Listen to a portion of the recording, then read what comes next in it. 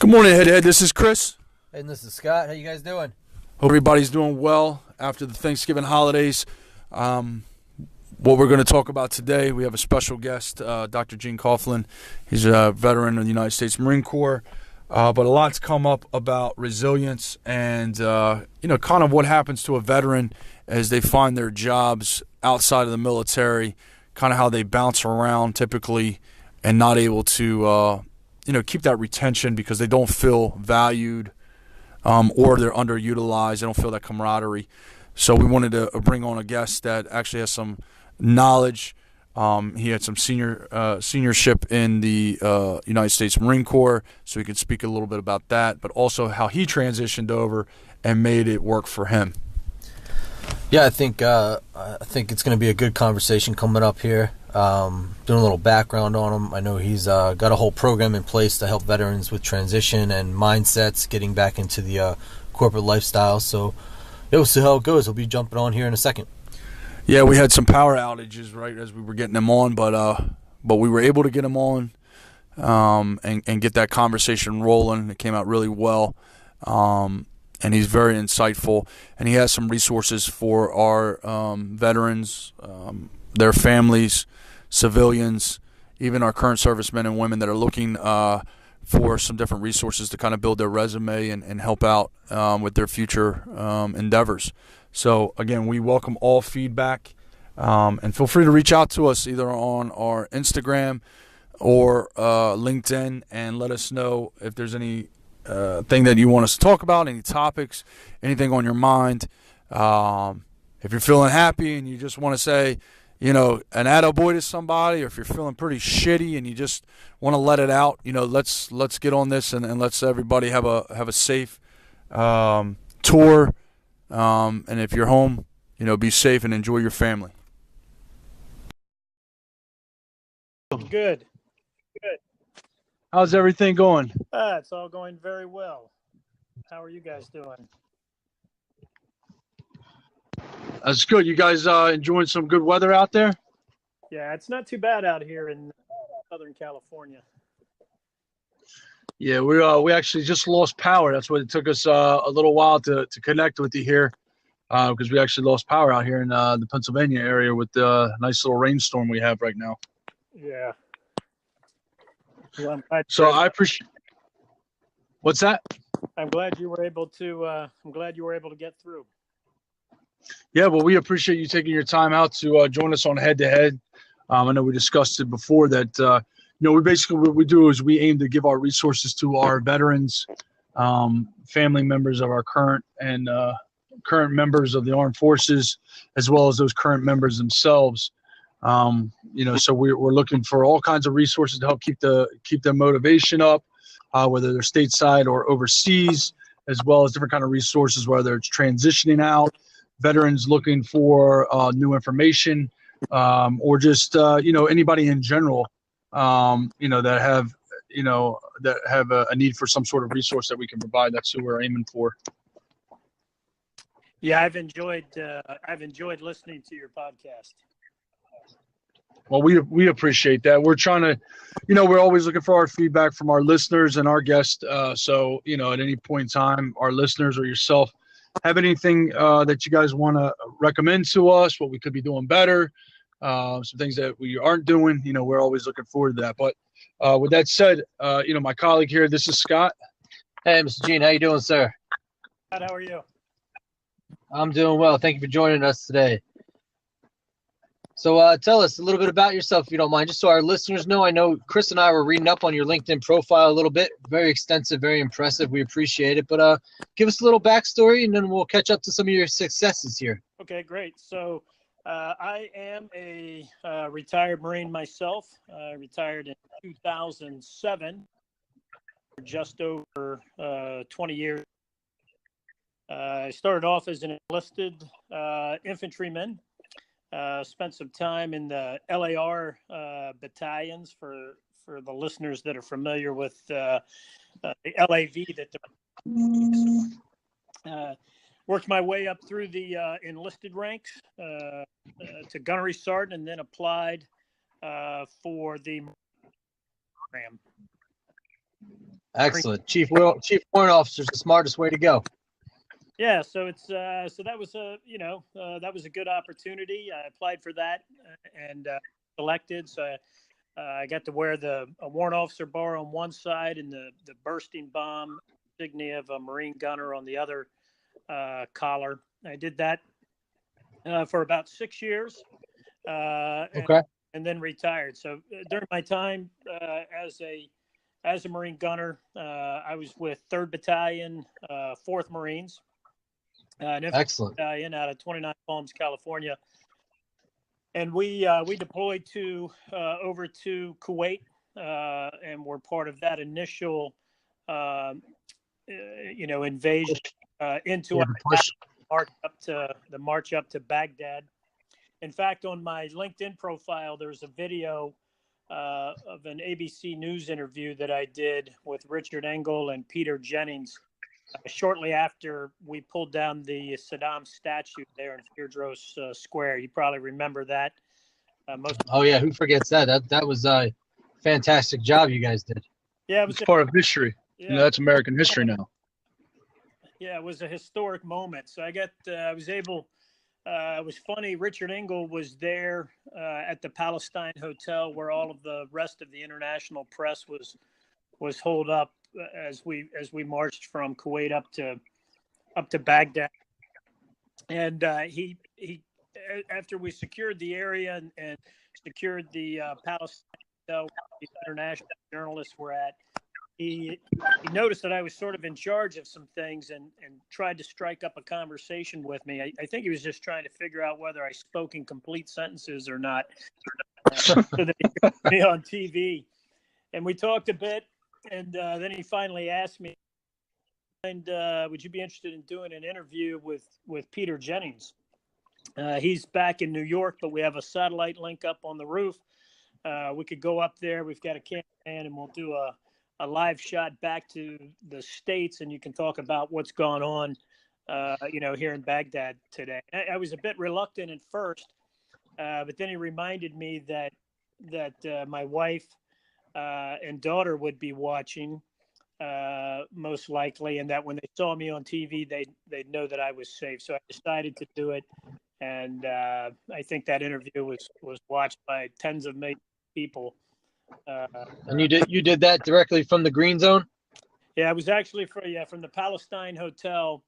Wow. Right there in Firdros Square. At this point, there wasn't a green zone established. This was, that initial march up, and so.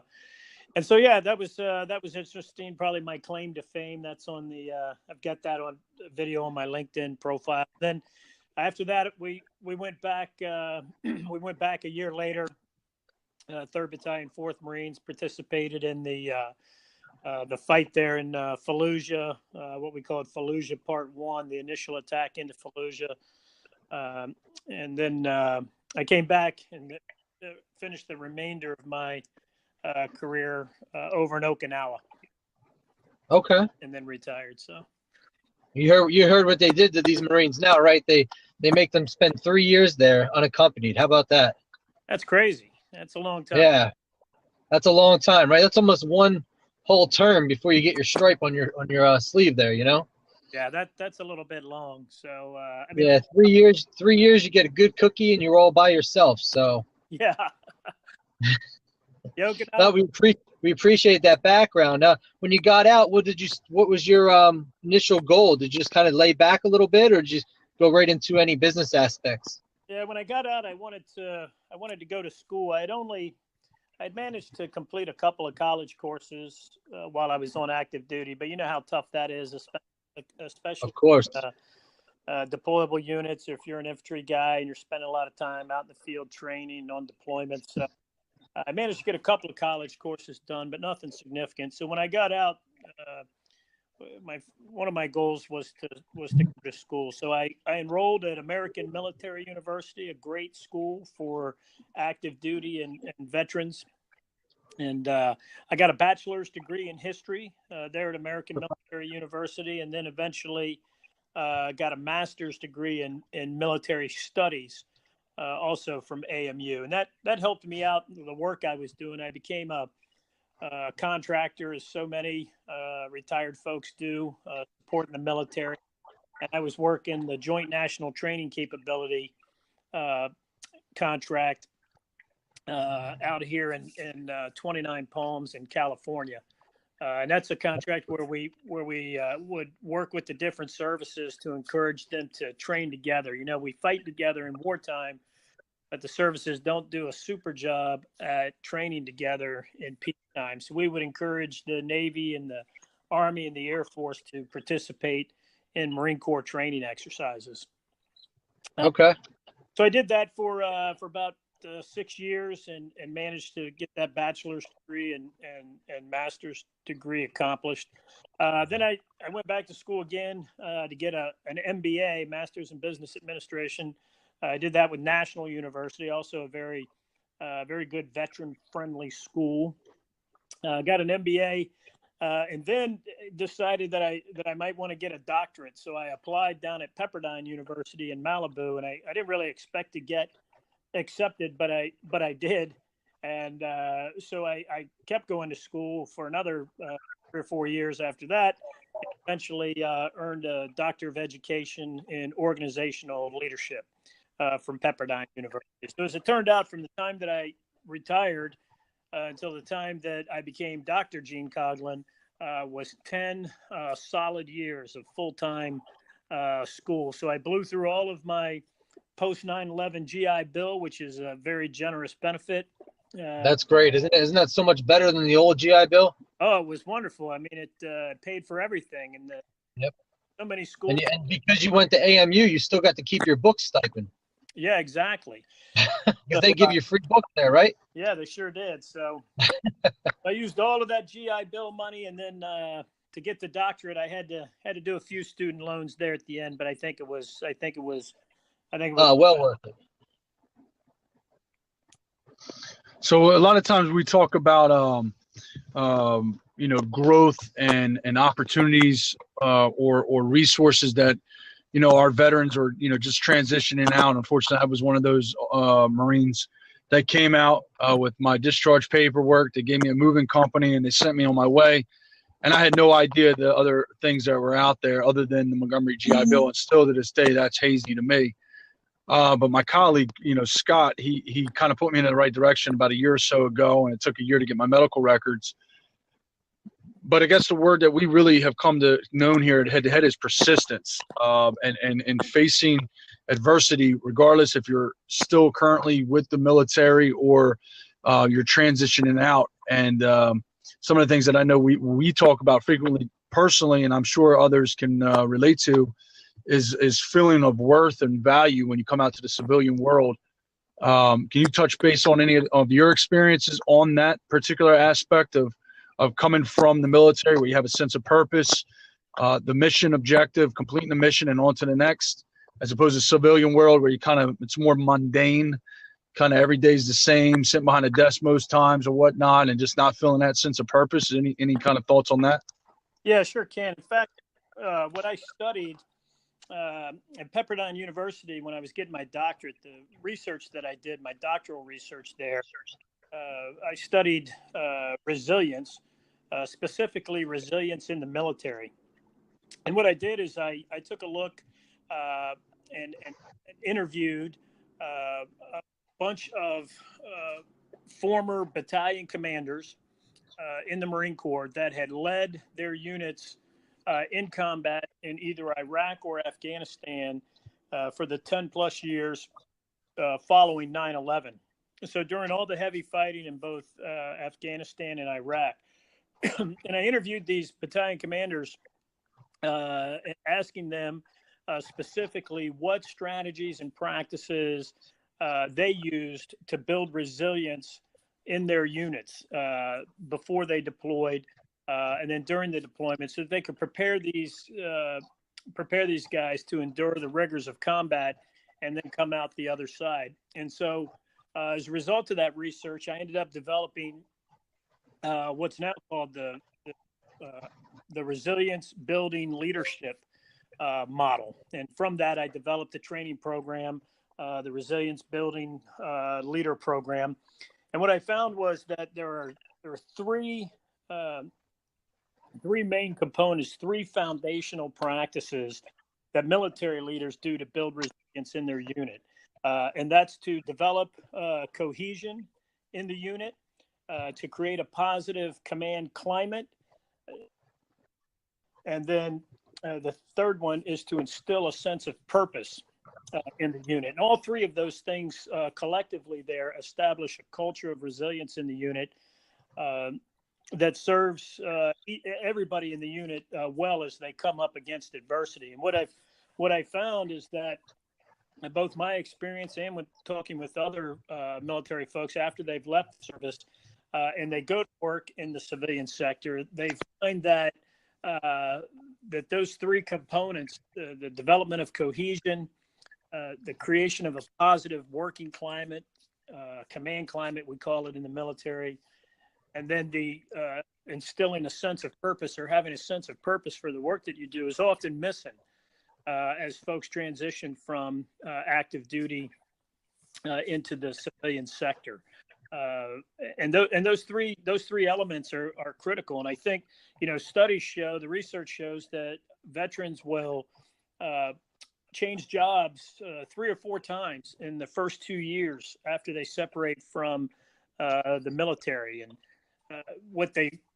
probably what that's because of is they're not finding the same type of leadership, the same type of working environment on the outside as they did when they were in the service. They know something's missing, but they have trouble putting their finger on it. And so they move from one job to the next and then to the next. And at about the 2-year mark, they tend to settle into a position, not because they finally found just the right organization to work for out there in the civilian sector, but more likely because they've just come to realize that it's maybe not going to be the same as when they were in the service. And you guys probably, I would imagine you probably had that same experience when you left. Am I right?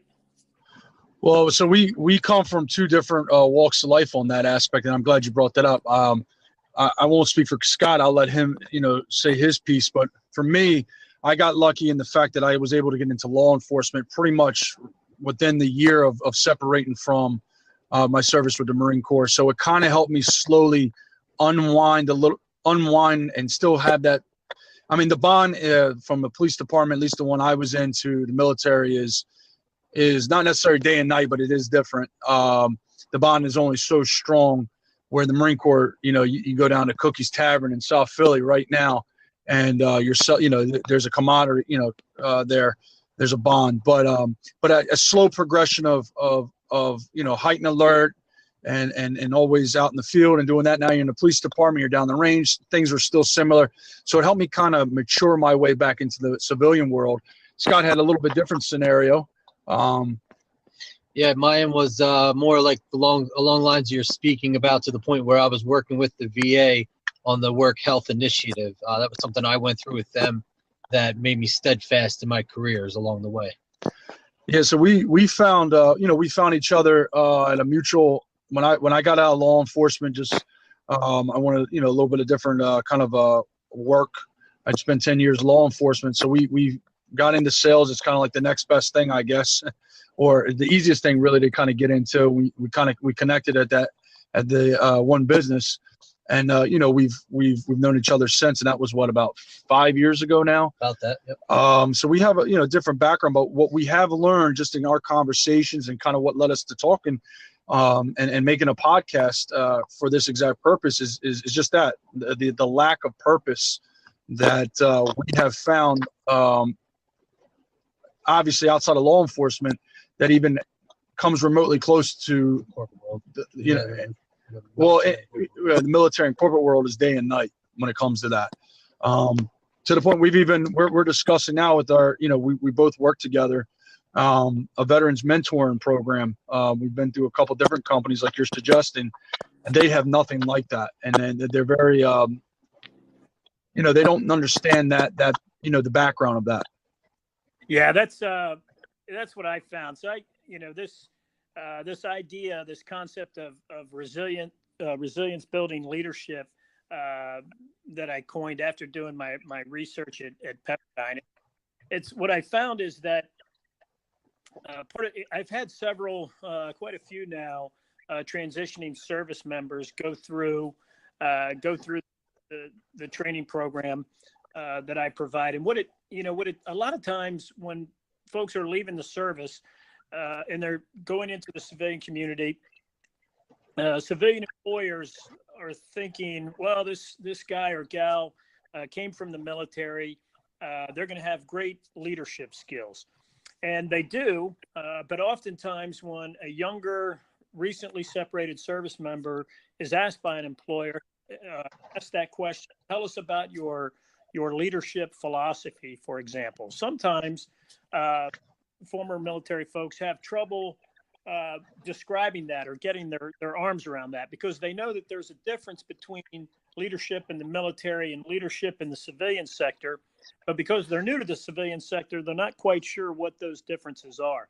And so they have trouble sometimes explaining exactly how it is that they intend to lead people in the civilian sector. So part of this Civilians Building Leadership program that I put together and the specific leader practices that are associated with it, the recently separated veterans that have gone through have told me that now they're able to explain to folks on the outside in the civilian world what their leadership style is and what specific practices that they can expect to see from them. For example, they'll say, "Listen, we know, as a leader, I understand that developing cohesion, creating positive climate, instilling a sense of purpose, is something that I need to do in my team to make them resilient, make them ready to endure all of the changes that we find going on day to day in organizations across the spectrum." And they're able to explain why things like demonstrating moral courage, having empathy and humility and being honest, why these are important traits for leaders.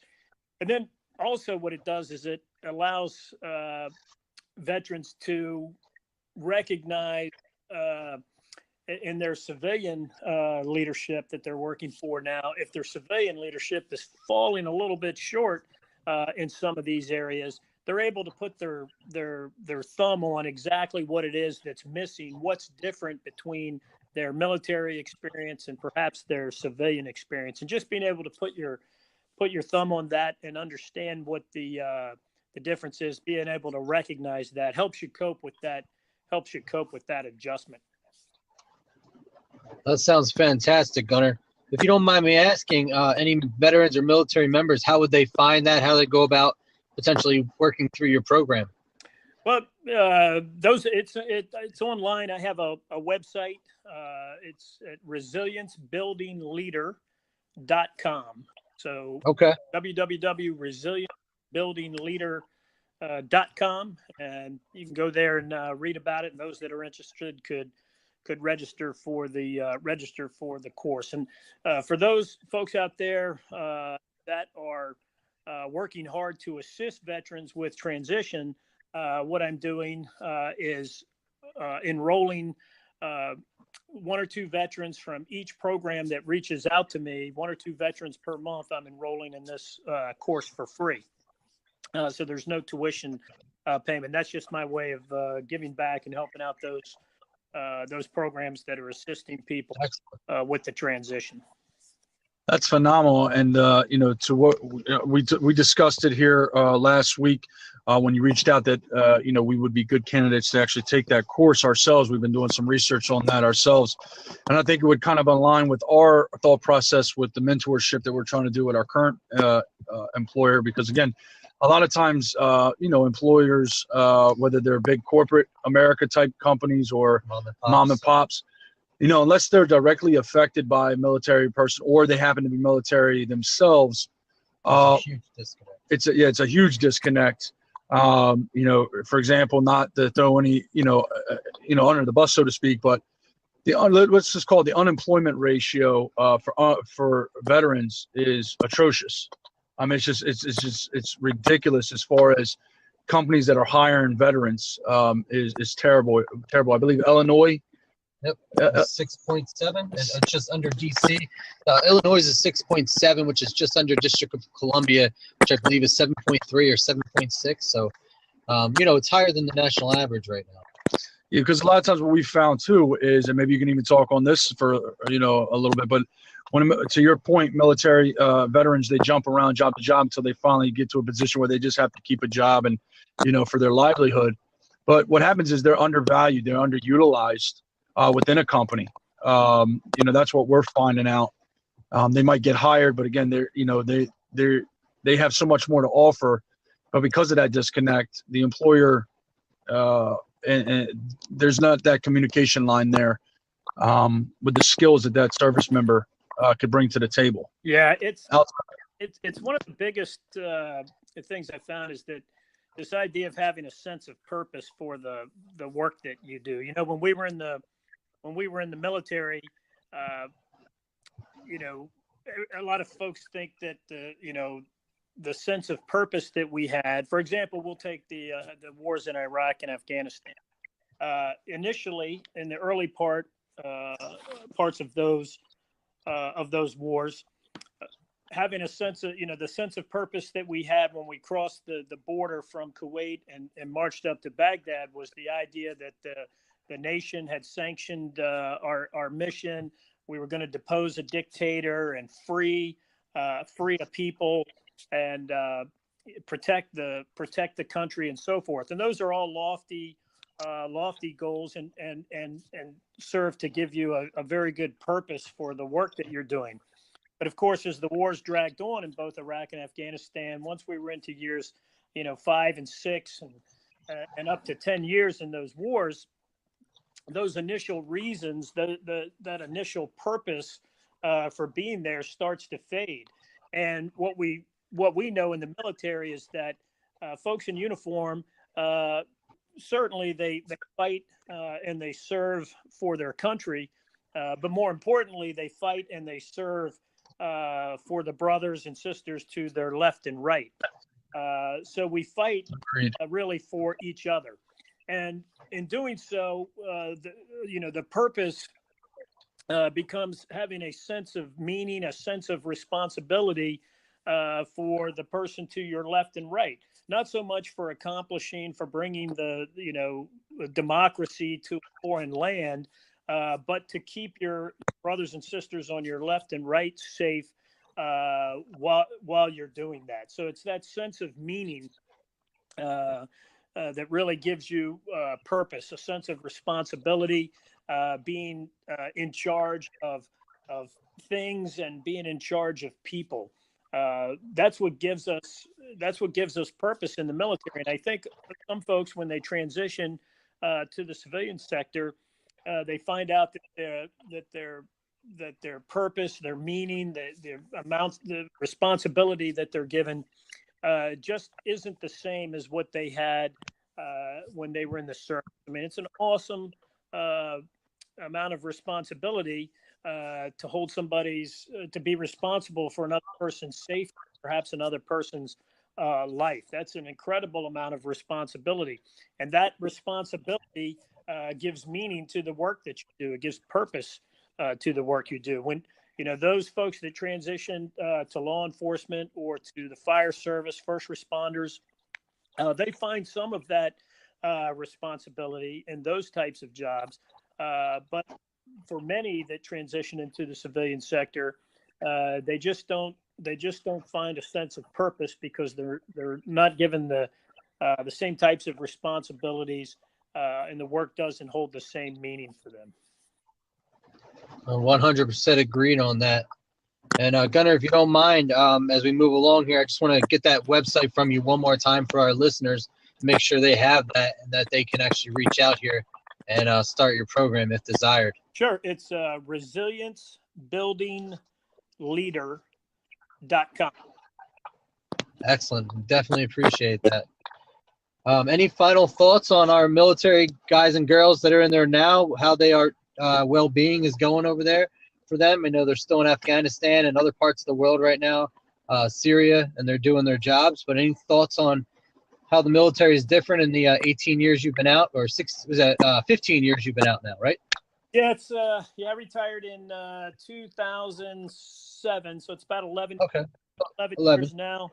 And I think we always as we look back, we always like to think that things are changing drastically. I hear folks say that, gosh, the Marine Corps isn't what it was when I left it 20 years ago, or the Army's not the same as it was 30 years ago. And I think it's true. Things are always changing, but probably what changes more is our perspective on those experiences. So I have a feeling that the folks that are deployed right now in Syria and Iraq and Afghanistan and other places are probably going through the same experiences that we went through when we were there. I think about those folks all the time. I pray for their safety, and I hope that they're doing well. But I think that they're carrying on the same traditions and keeping our legacy, keeping it in good shape. I think if you're for anybody, I gave a Veterans Day speech 2 years ago. I was the guest of honor at the city of Fullerton, California's Veterans Day celebration, and that speech is also on my LinkedIn profile if anybody wanted to see it. But in that speech, I talk about the fact that we refer to the World War II veterans as the greatest generation. Tom Brokaw coined that term. The greatest generation, to refer to those folks that endured the Depression and then went on to fight World War II. But I would argue that our Vietnam vets were the second greatest generation, and those vets came back from a war that they were sent to fight and came back home, reintegrated into society. They weren't received as well as the World War II vets, but they were deserving of all the same treatment. Agreed. Our Iraq and Afghanistan vets that are coming home now, I think, will eventually be the third greatest generation as they come back and reintegrate into their communities and their churches and their companies, and they take advantage of a generous post 9/11 GI Bill and transition into the civilian sector and eventually rise into positions of leadership there. I think we're going to be referring to those folks as the third greatest generation, and I'm looking forward to the day when they're recognized as exactly that. Yeah, I believe myself and Chris both agree with you on that 100%. Well, Gunner Coughlin, we appreciate your time today. We're going to view your website here, and we're going to give some feedback here and hopefully keep your website up on our LinkedIn page so military members can get some assistance going forward. And we definitely appreciate having you on the show today. Thank you so much for your time, and keep up the good work. Thank you guys. Thank you guys for having me. And listen, I want to thank you for the good work that you're doing as well. I think you're up. I think you're getting close to 1,000 steady listeners, and that is quite impressive for the short amount of time that you've been doing this. So congratulations to both of you, and keep up the good work. I'll be listening. Semper Fi, sir. Semper Fi, sir. We appreciate that. Semper Fi to you as well. Take care. You too, sir. Thank you.